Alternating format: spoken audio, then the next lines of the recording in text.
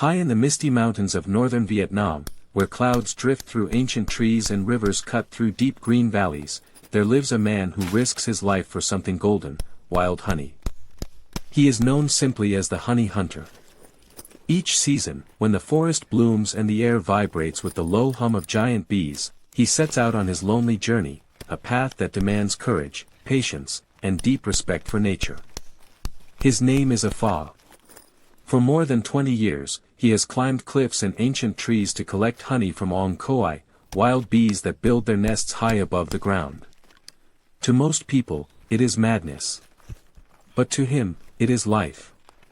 Before dawn, when the valley is still asleep, Pha prepares for the day. He packs his old bamboo basket, a few coils of rope, a hammer, some nails, and a mung knife handed down from his father. No fancy gear. No protective suit. Only a smoky torch, his blade, and his faith.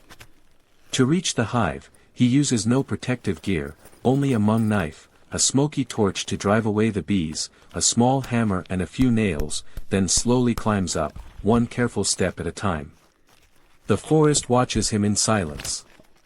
Each footstep presses against slippery moss, each breath heavier than the last. The wind carries the faint scent of honey mixed with the smoke rising from his torch.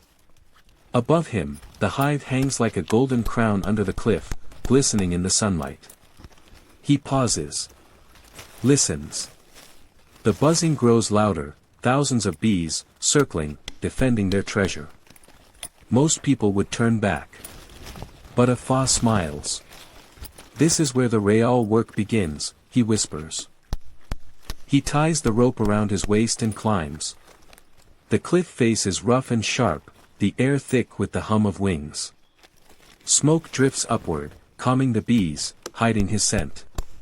Each move is slow, deliberate, careful. One mistake could mean a fall, or hundreds of stings. When he finally reaches the hive, the sight is breathtaking. A living masterpiece of gold and amber, dripping with warm honey under the sun. The bees cover the comb like a living curtain, shimmering with movement. With practiced hands, he cuts a small section of the honeycomb. He never takes it all. We take, but we must also give back, he says softly.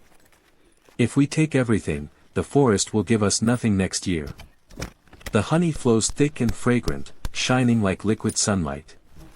It sticks to his hands, to his clothes, to his soul. The pain of stings burns across his skin, but he barely flinches.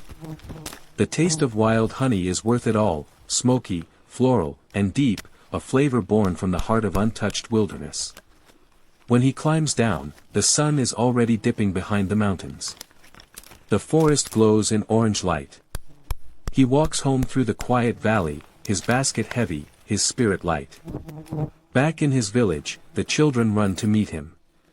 They know what that scent means. Tonight, there will be sweet honey with warm rice and tea. The elders gather around the fire, tasting the first drops, their stories mixing with the sound of crackling wood. To them, honey hunting is not just a job. It is a sacred tradition, a dialogue between man and the wild. But the forests are shrinking.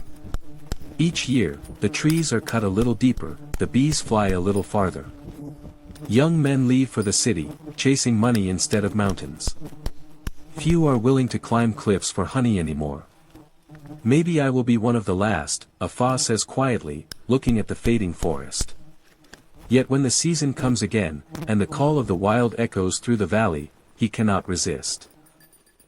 He packs his tools, ties his rope, lights his torch, and disappears once more into the green. The climb never gets easier. The danger never fades. But the moment he sees the hive hanging high above, glowing golden in the sunlight, he feels alive again. At sunset, he returns, his silhouette glowing against the fiery sky, a lone figure walking home, carrying a basket full of honey and a heart full of peace. Tomorrow, he will do it all again. Because for him, this is not just about honey.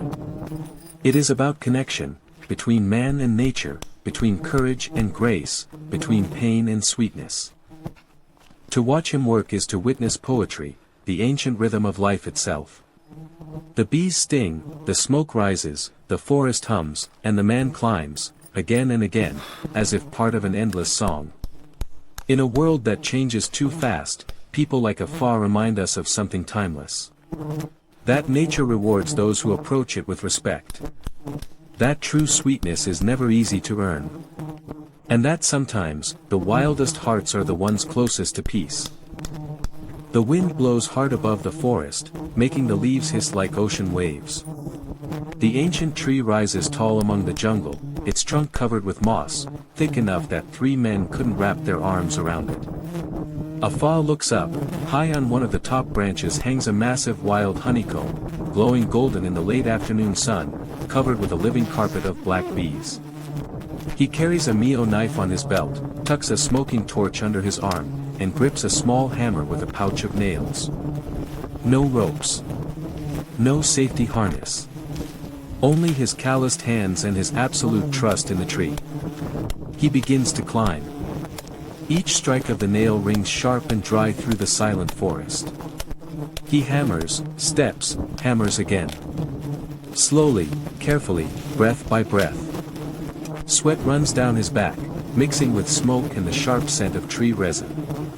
As he nears the hive, the buzzing grows louder, thicker, like a storm of wings. The air trembles. He raises the torch, letting smoke swirl around the honeycomb. The bees rage for a moment, then drift aside, revealing the heavy amber hive glistening in the fading light. Afar grips the branch tightly. His hands tremble as he lifts the Mio knife.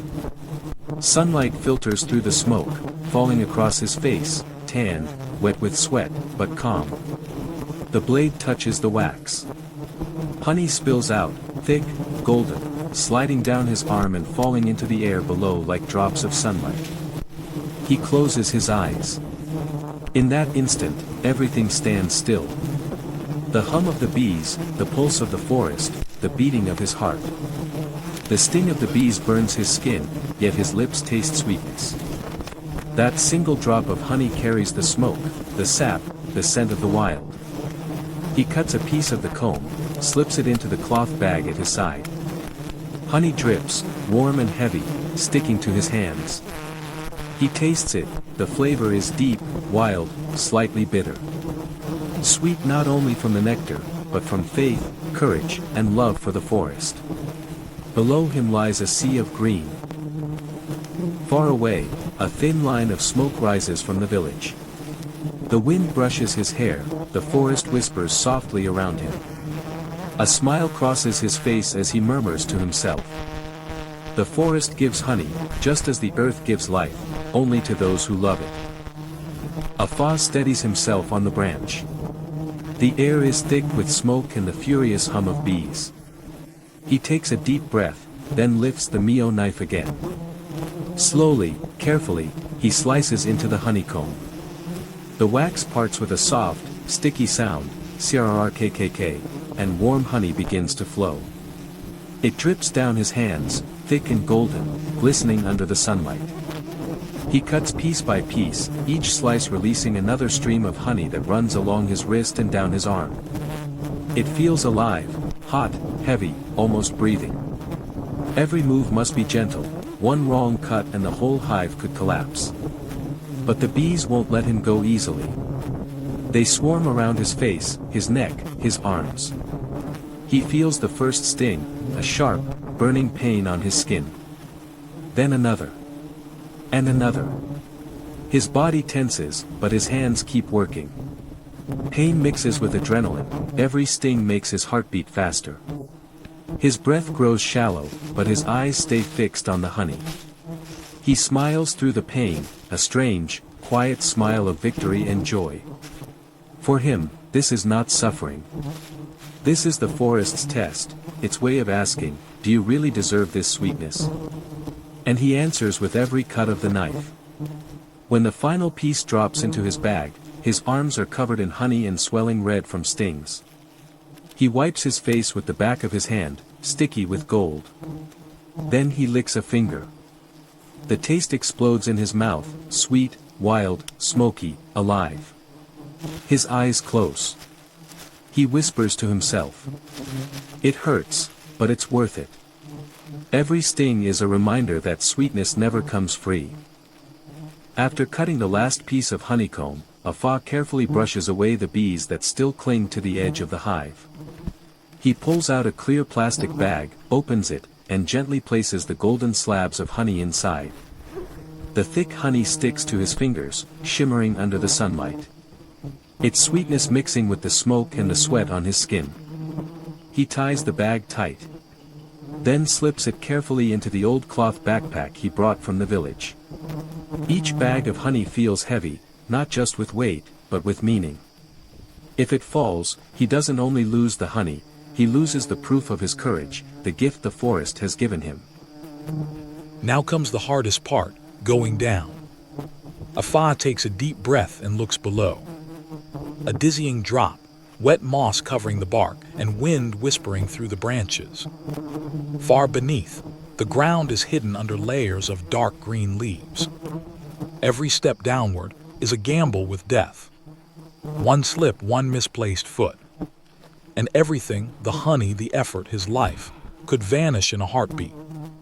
He grips the bark tightly, but his hands are sticky with honey, making the wood even more slippery. Each movement sends his heart pounding harder against his chest. The nails he hammered earlier are now his only lifeline. He tests each one before trusting his weight on it. Slowly, carefully, he shifts his body inch by inch, breath by breath. The wind grows stronger, the tree sways slightly, and the honey in his backpack swings with each motion, as if reminding him that his life is hanging by the same thread. The ground slowly comes into view.